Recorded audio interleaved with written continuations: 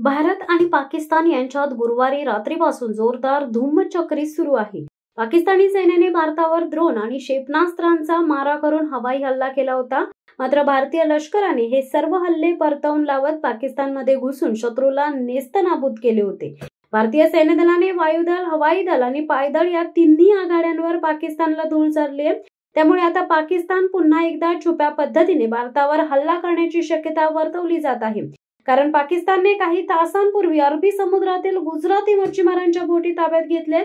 या मच्छीमारांना पाकिस्तानने जिवंत सोडले असले तरी भारतीय बोटी त्यांच्या ताब्यात आहेत।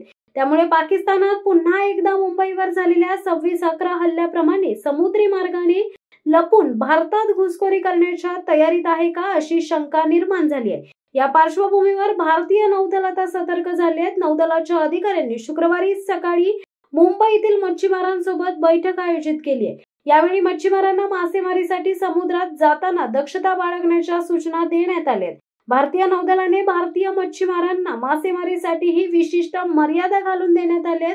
समुद्रात या मर्यादेपलीकडे आत जाऊ नये अशी सूचना मच्छीमारांना देण्यात आली आहे।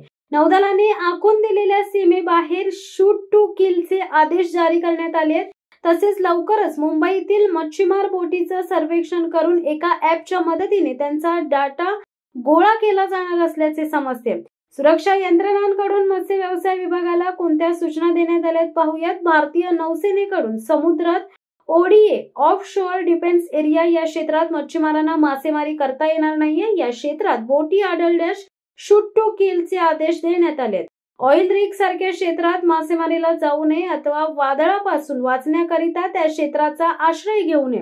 मत्स्य व्यवसाय विभागातील एलओ यांना सहकार्य करावे, कारण देशाची सागरी सुरक्षेची जबाबदारी मच्छीमारांवर सुद्धा असल्याने या कठीण परिस्थितीत सुरक्षा यंत्रणांना काही प्रशासनांना सहकार्य करावे ही विनंती।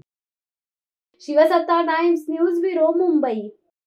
दे धडक बेधडक वृत्त देणाऱ्या आपल्या शिवसत्ता टाइम्स न्यूज चॅनलला लाल बटन दाबून सबस्क्राईब करा आणि बेल आयकॉनला क्लिक करायला विसरू नका।